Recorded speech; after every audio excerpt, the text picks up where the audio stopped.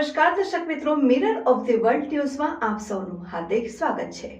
ભાજપના પૂર્વ કોર્પોરેટર રમેશ પરમારના પુત્ર તપન પર હુમલા બાદ સારવાર દરમિયાન નિપજ્યું મોત। ઘટના પોલીસ સામે બની હોવાનું પરિવારજનોનો આક્ષેપ।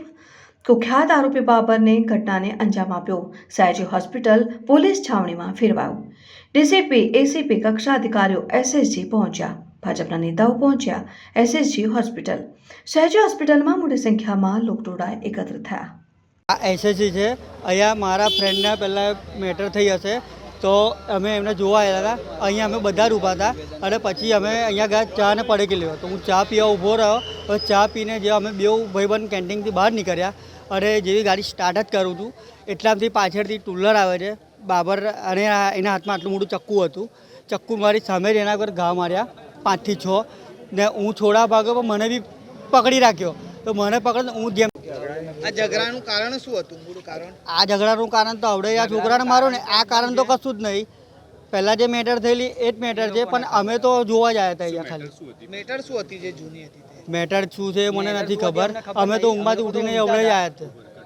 બનાવ 2 કલાક પહેલાં નવી ધરતીમાં કંઈક નાનું ચમકલું થયું હશે, ઝઘડો થયો હશે। એ ઝઘડાની અંદર 2 જણને કંઈ મારામારી થઈ હશે અને મારામારીમાં કોઈને કંઈ ચપ્પુ વાગ્યું હશે, કંઈ વાગ્યું હશે અમારા મોહલ્લાના છોકરાઓને। તો મોહલ્લામાં બધા ટોળા થયા હતા એટલે અમે અમારા મોહલ્લાના છોકરાઓ જેને વાગ્યું જ 2 છોકરાઓને એ લોકોને દવાખાને લઈ આવ્યા સારવાર કરવા માટે। હું મારો છોકરો પણ જોવા આવ્યો હતો। પછી થોડી વાર પછી હું પણ જોવા આવી ગયો। પછી એ લોકોને કેસ પણ કાઢી આપ્યા, જેને વાગ્યું છે એ લોકોના ઇન્જેક્શન પણ આપ્યા, દવા બોટલ પણ ચાલુ કરાવી। પછી મારા છોકરો જે અત્યારે ઓફ થઈ ગયો એને પણ હું મળ્યો અને એને મળીને ઘરે ગયો કે બેટા આજે આ લોકોની સારવાર થઈ જાય એટલે તું ઘરે આવી જજે। હું ઘરે પહોંચ્યો ને 5 મિનિટ પછી જ સમાચાર આવ્યા મારી પર। મને કહેવા માટે આવ્યો કે ભાઈ તમારા તપનને તલવાર વાગી છે કે જલ્દી જાઓ કે। હું અહીં આવ્યો તો મારો બાબુ ઓફ થઈ ગયો હતો। જે બાબર હતો એ કોણ હતો? એ બાબર અમે નથી ઓળખતા પણ કોઈક અસામાજિક તત્વ છે, કોઈ ગુનેગાર છે અને એના કંઈ ઘણા બધા ગુનાઓ થયેલા છે। અમારો બાબાને તો કોઈની દુશ્મની નથી, અમારો બાબો કોઈનો દુશ્મન બી નથી ને અમારી પોતાની બી કોઈની દુશ્મનાવટ છે નહીં। અને બાબર જોડે પોલીસ પણ હતી? બાબર સાથે પોલીસ પણ હતી અને પોલીસની હાજરીમાં બનાવ બનેલો છે। અને જે પ્રમાણે નવી ધરતી બિલ્ડિંગમાં જુગાર ચાલી રહ્યો હતો ત્યાં કંઈ બબાલ થઈ હતી એવું કંઈક પ્રાથમિક? એ નવી ધરતીમાં બબાલ થઈ હતી વાત સાચી પણ ક્યાં કઈ જગ્યાએ મને ખબર નહીં। રમેશ પરમાર રાજા, પૂર્વ કાઉન્સિલર। ઘટના એકચ્યુઅલીમાં નાગરવાડામાં થઈ હતી।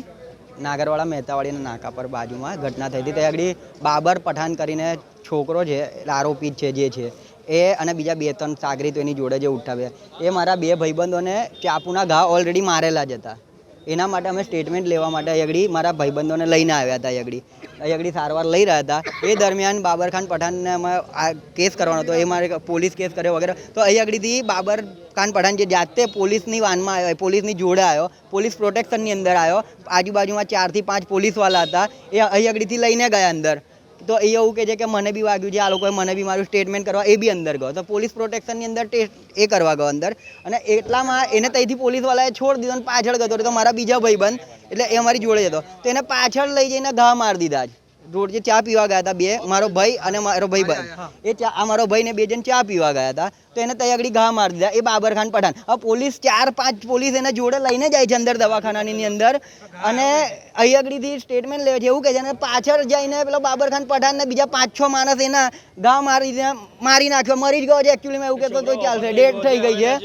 હા તો અને એ પછી અમે જ્યારે પેલા બાબર ખાન પઠાણને અમે તૈયારી દોડતા ગયા કે ઘા વાગ્યા તો પકડ્યો ને તો તૈયારી પોલીસવાળા આવીને એને પકડીને જીપમાં બેસી કે ચલો ભાઈ એટલે પોલીસવાળાને લીધે જ થયું આ જે થયું એ અંદરથી પેલો છૂટ્યો કેવી રીતે? બાબર ખાન પઠાણ અહીં આગળથી સારવાર લેવા માટે અંદર જઈ રહ્યો હતો, અંદર લઈ ગયા છે તો પછી એ છૂટ્યો કેવી રીતે માર્યો કેવી રીતે પેલાને બહાર જઈને? અમે અહીં આગળ ઊભા હતા। મારું નામ રાજપૂત રાહુલ।